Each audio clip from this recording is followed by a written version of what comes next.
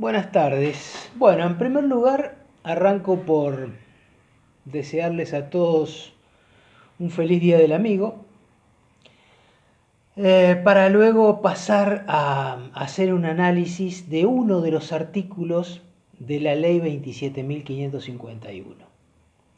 Ley mal denominada Nueva Ley de Alquileres, porque en realidad lo que esta ley ha venido a hacer es a modificar algunos mínimos aspectos del contrato de locación que continúa vigente según lo que establece el Código Civil y Comercial de la Nación. Yo creo que lo que ha ocurrido con esta ley,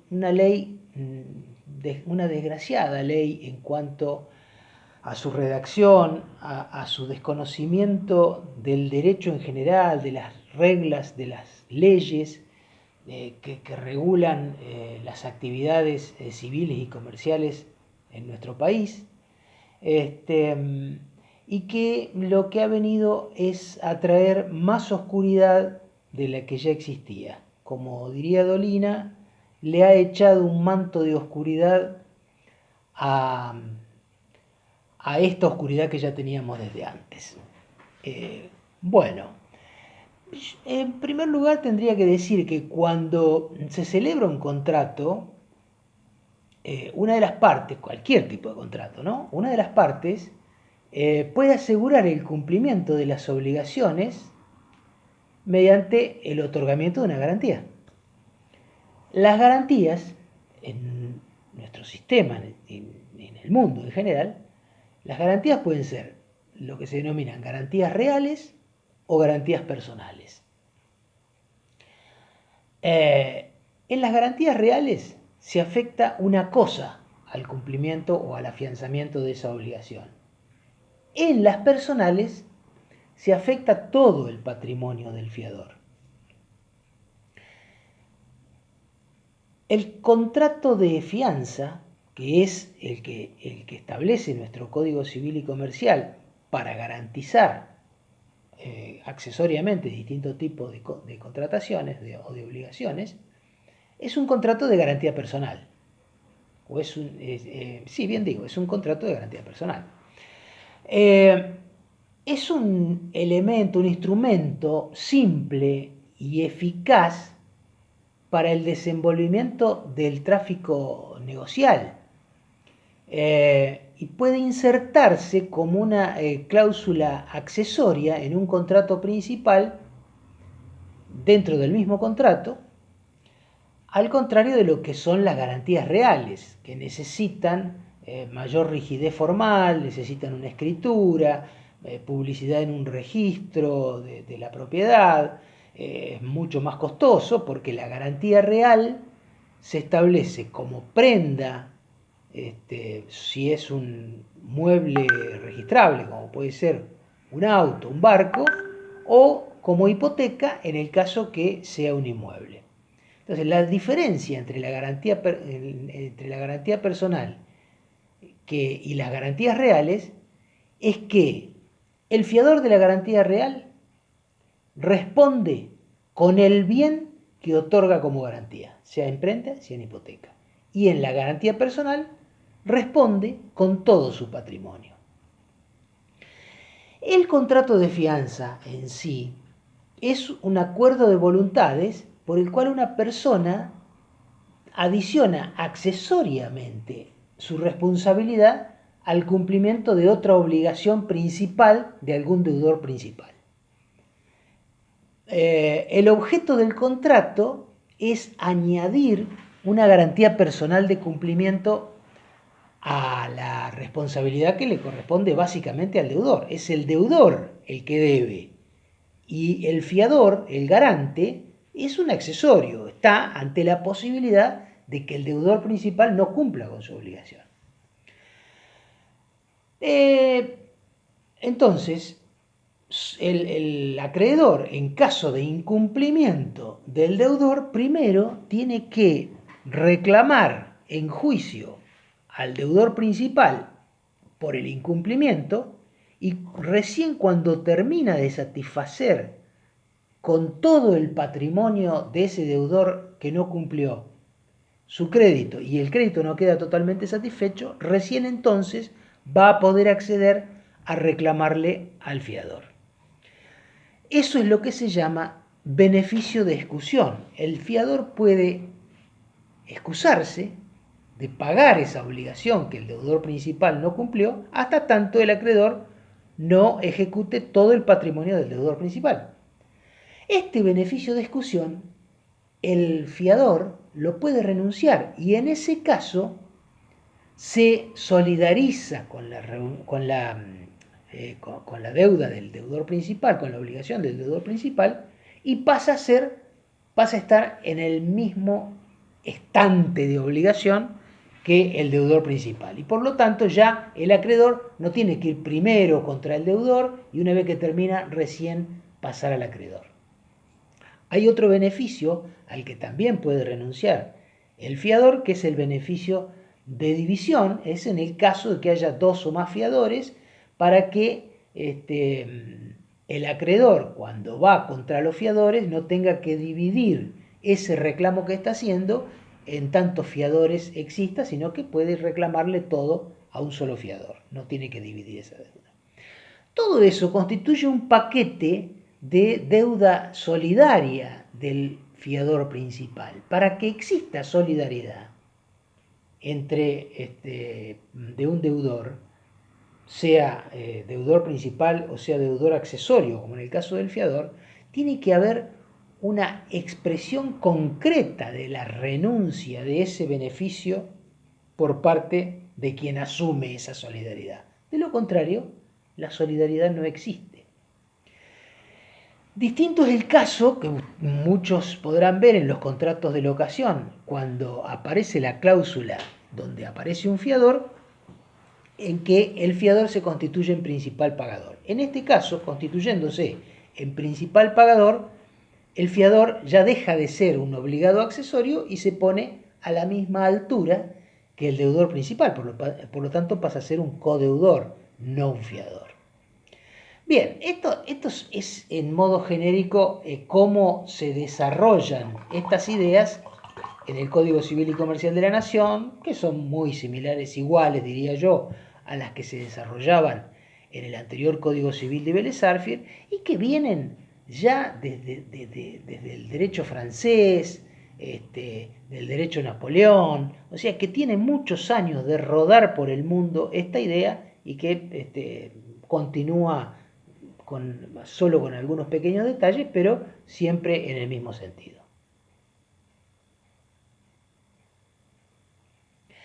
La reciente sanción de la ley 27.551, esta mal llamada nueva ley de alquileres, ha traído a mi criterio varios enigmas. Uno de ellos es la confusa redacción del artículo 13 que solo está referido a las garantías y cómo funcionarán las garantías en las locaciones habitacionales, o sea que nada tienen que ver todo otro tipo de contratos de locación aquí. Y le impone al locador un límite en las garantías que puede requerirle al locatario y establece una lista de 5 posibilidades en 5 incisos que voy a leer ahora. Dice el artículo 13 de la ley 27.551, garantías. En las locaciones habitacionales, en el caso de requerirse una garantía, el locatario propondrá al locador al menos 2 de las siguientes garantías. A. Título de propiedad inmueble. B. Aval bancario. C. Seguro de caución. D. Garantía de fianza o fiador solidario. E. Garantía personal del locatario que se documenta con recibo de sueldo, certificado de ingresos o cualquier otro medio fehaciente. En caso de ser más de un locatario, deben sumarse los ingresos de cada uno de ellos a los efectos de este artículo.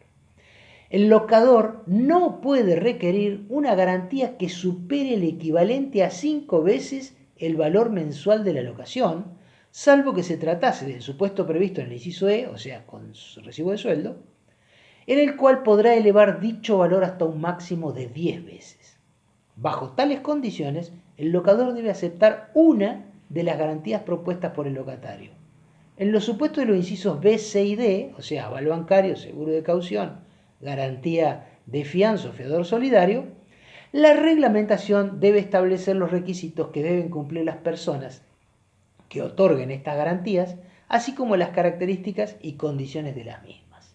Bien, esta extraña forma de hacer este listado, en primer lugar, se advierte que encorseta a los interesados en un contrato de locación, impidiéndoles otras soluciones que pueden estar a su disposición, a su alcance, que les pueden ser más convenientes.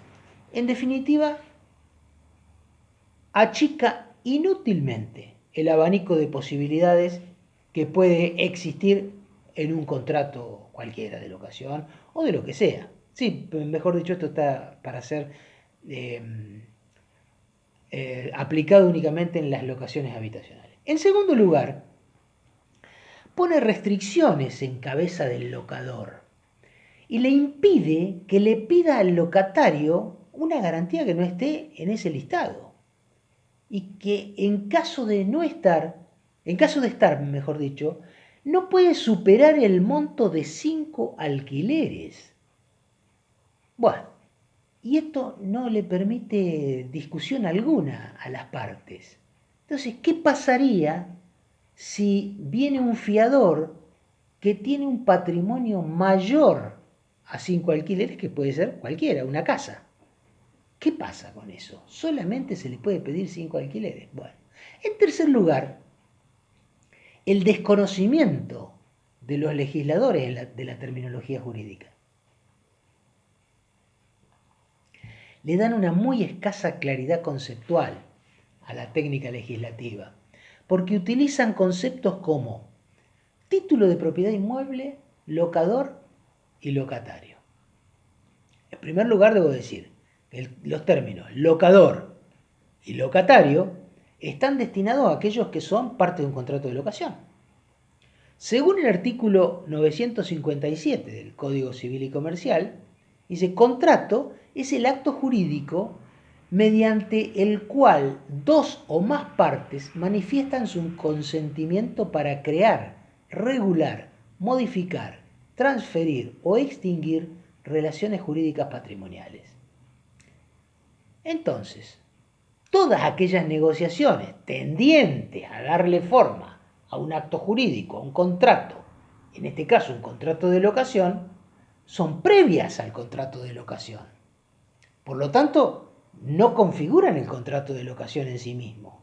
Es una etapa en la que hay interesados en contratar una locación, pero no tienen la calidad ni de locador ni de locatario. Esa calidad de locador y locatario la van a tener si y solo si esas personas hacen un contrato de locación, lo escriben, porque además el Código Civil y Comercial, en el caso de los contratos de locación, obliga a que sean por escrito. Así que si no hay un contrato escrito y firmado por las partes, no se puede hablar ni de locador ni de locatario porque no hay contrato de locación.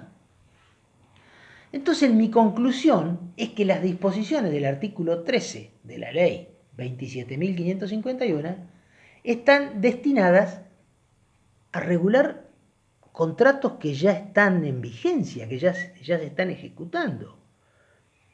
En estos contratos ya se formó el consentimiento con anterioridad y entonces ¿ahora qué? ¿Hay que modificarlo para agregarle esta cuestión que quiere la ley? No puede ser porque el contrato ya está trabado con anterioridad. Así que no se entiende muy bien a dónde apunta la ley. Por otro lado, también entiendo que el listado que dispone el artículo 13 de la ley 27.551 y el procedimiento que le propone a las partes o que le obliga a las partes para concluirlo, que ya está destinado a contratos en curso, de ninguna manera puede ser aplicable a cuestiones precontractuales. porque no lo dice el artículo, que mientras se está negociando un contrato de locación, entre las negociaciones esto deberá, sino que habla de que el locador no puede, el locatario debe. Bueno, por otro lado, habla en el inciso A de ese artículo, dice que una de las opciones que tiene el locatario para ofrecerle al locador como garantía es un título de propiedad inmueble. ¿Qué significa esto? Es incomprensible también esta cuestión, porque el título de propiedad, yo supongo que se refiere a la escritura. Si se refiere a la escritura lo único que es un papel que tiene, bueno, determinadas características que la ley le otorga y que además tiene que haber sido otorgado por un escribano, inscrito en un registro, tiene una cantidad de formalidades que la ley le pone, pero de todas maneras, ese título de propiedad lo único que hace es declarar públicamente que alguien es titular de un inmueble. No lo hace titular del inmueble porque tiene la escritura. Porque entonces, ¿qué pasaría si la escritura se pierde? ¿Dejó de ser titular del inmueble? No, no dejó de ser titular del inmueble. Entonces, el título de propiedad no es un término que jurídicamente corresponda a la posibilidad de trabar un contrato de fianza accesorio a otro contrato principal para garantizar el cumplimiento de las obligaciones de ese contrato. Para que el titular de un inmueble, como es lo que aparentemente quiere la ley, pueda otorgar garantía, hay dos posibilidades, que ya las dije hace un rato. Por un lado, puede ser que constituya un derecho real de hipoteca a favor de un acreedor, y en ese caso la garantía solamente alcanza al valor de ese inmueble hipotecado. Pero es una forma de garantizar una obligación enormemente cara y dificultosa además por todo el trámite previo que significa hacer una hipoteca. Si se constituye en fiador, el garante se constituye en fiador, pero no hipotecario, no con garantía hipotecaria, sino con garantía personal, entonces también, esto ya lo expliqué, garantiza con todo su patrimonio, más allá que tenga o no tenga ese título de propiedad. Garantiza con todo su patrimonio, no se circunscribe al título de propiedad que mostró, ni al título de propiedad que en muchas ocasiones insertan en algunos contratos de locación en la cláusula de garantía como si solo ese título fuese el que garantiza ese contrato.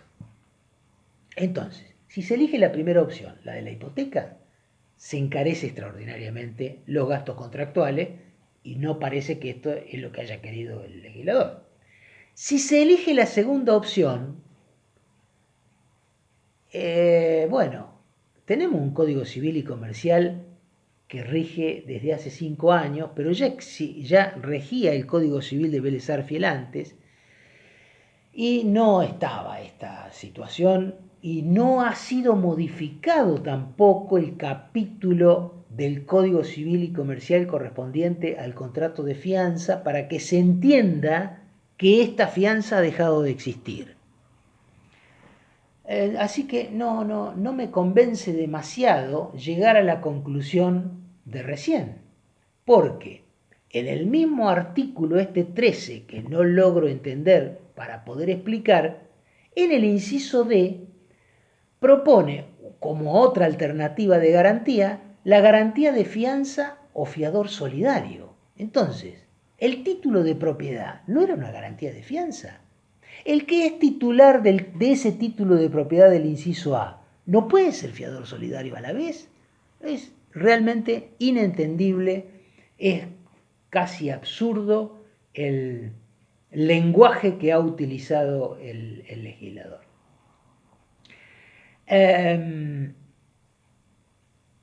Al final, la ley vino a disponer que quien sea fiador en un contrato cualquiera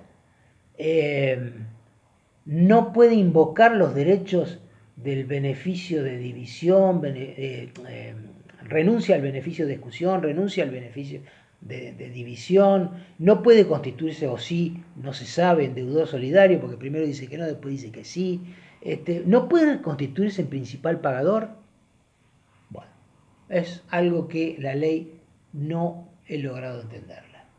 En principio, como está redactado el artículo en cuestión, es muy complicado. No obstante, debe tenerse en cuenta que, según mi criterio, esto es solo aplicable a los contratos de locación que ya están en vigencia, porque la ley habla que todas estas cuestiones tienen que plantearse entre locador y locatario. No habla de interesados en contratar una locación.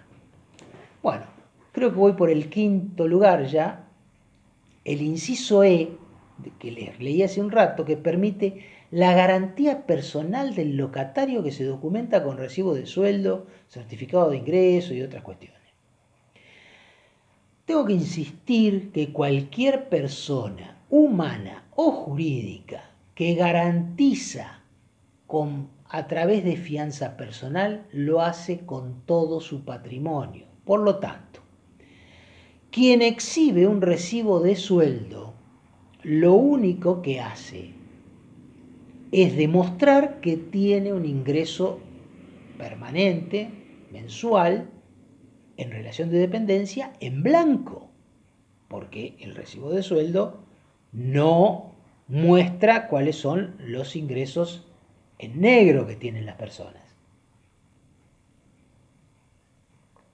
Sabemos que por la ley de contrato de trabajo, en el artículo 147, si mal no recuerdo, la ley de contrato de trabajo impone un tope para los embargos de los sueldos, que no puede superar el 20%.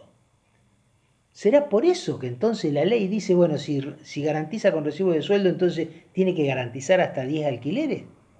Si son 10 alquileres y solo se le puede embargar el 20%, lo que quiere decir que en realidad está garantizando 2 alquileres nada más. Bueno, no sé, es una cuenta que saco yo, a lo mejor estoy equivocado.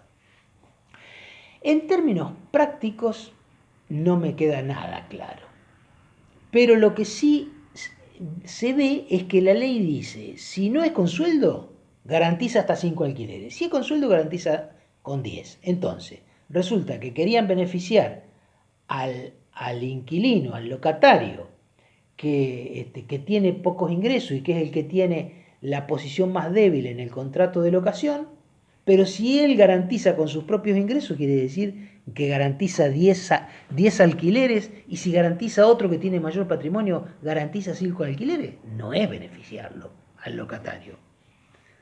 Bueno,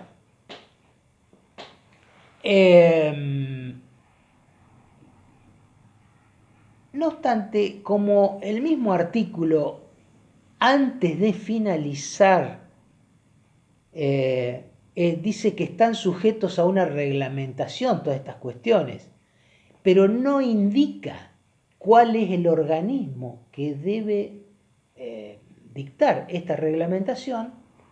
Por ahora, este artículo no tiene vigencia porque no está reglamentado, y lo dicho hasta aquí tal vez pueda sufrir algunas modificaciones, porque por vía de reglamentación tal vez puedan modificarlo, que sería otro dislate, porque en definitiva sabemos que por vía de reglamentación no se puede ir más allá de los límites que la propia ley impone. Bueno,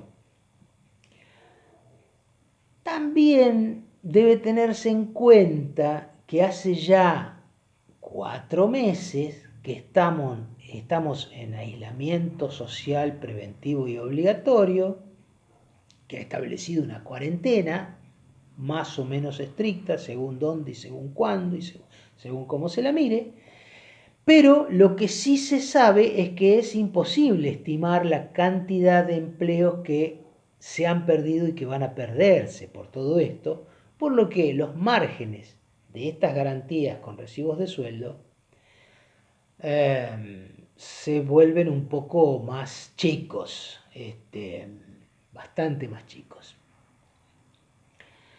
En definitiva, el inciso E del artículo 13 de la ley 27.551 aparentemente tiene imposibilidad práctica de ser aplicado. Si a ello le agregamos toda esta cuestión del mal uso del lenguaje jurídico, del desconocimiento del lenguaje jurídico por parte de los legisladores y sus asesores, el lenguaje jurídico es importante porque establece pautas razonables, conocidas y entendidas para que cuando alguien se refiere a un concepto determinado, los demás sepan a qué cosa se está refiriendo. Y acá aparentemente el problema es que tanto hipoteca como homicidio empiezan con H. A ello hay que agregarle que en la provincia de Buenos Aires tenemos en vigencia la ley 14.432, denominada de protección de la vivienda única y de ocupación permanente, que le otorga características de inembargable y de inejecutable a todo inmueble ubicado en la provincia de Buenos Aires, destinado a vivienda única y de ocupación permanente, salvo que el titular y sus convivientes hagan renuncia expresa de esa protección para poder garantizar una fianza cualquiera.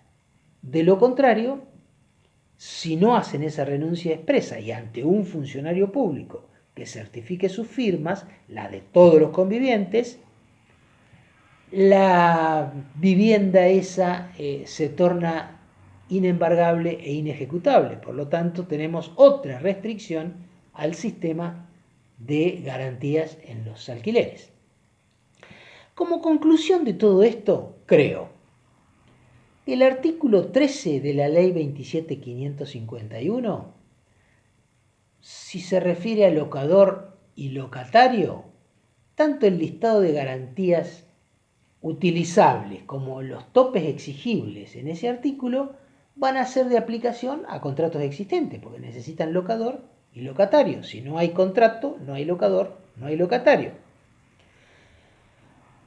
Y de acuerdo a esto, si se entiende así, los términos de locador y locatario han sido utilizados por la ley para referirse a posibles locadores y posibles locatarios, o a personas interesadas en concluir un futuro contrato de locación, los límites que le impone al futuro locador y las facultades que le otorga al futuro locatario, que no lo dice así la ley, pero son claramente instituidos entre ellos, porque la ley solo habla de locador y locatario, no menciona a terceros que intervengan en ese mismo acto jurídico. Como consecuencia de eso, si la norma no hace mención a la actividad que despliegan otros, por ejemplo los fiadores, ni dispone obligaciones para los fiadores, entonces los límites que le impone al futuro locador y las facultades que le otorga al futuro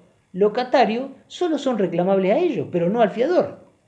No alcanza ni a los corredores inmobiliarios, intermediarios por otra vía, mandatarios, terceros, etc. Por otro lado, más allá de esos límites y facultades, queda siempre vigente la autonomía de la voluntad de las partes, que no están obligados a prestar consentimiento en contratos que entiende que les son desfavorables. Entonces, si el locador cree que le es desfavorable la fianza que le está ofreciendo el futuro locatario, no va a prestar consentimiento. Y viceversa, si el futuro locatario entiende que lo que le está pidiendo el futuro locador no le cierra, tampoco va a haber contrato. En definitiva, no hay norma que obligue al futuro locador a prestar consentimiento a un contrato que le es antieconómico. Tampoco surge de la ley que el futuro locatario esté obligado a optar por el listado y el procedimiento, ese que establece el artículo 13. Si bien el artículo comienza diciendo que el locatario debe proponer al locador, finalmente, de todo ese artículo, no surge cuál es la sanción que existe para el futuro locatario o para el futuro locador si se apartan del mandato de la ley. En consecuencia, ese debe proponer, en los hechos pasa a ser un puede proponer. Porque si una norma que tiene prohibición no tiene sanción por el incumplimiento de la prohibición, es letra muerta. Por otro lado, no dice nada la ley de que entre el futuro locador y el futuro locatario y el futuro tercero fiador convengan un contrato de fianza distinto al que surge de esos 5 que están puestos allí. Por lo tanto, la posibilidad no está negada y puede ser válidamente explotada tanto por el futuro locador con el futuro fiador, o por el futuro locatario con el futuro fiador, o por los 3 en conjunto. En definitiva, creo que estamos ante una ley que no nos proporciona ninguna solución. Buenas tardes.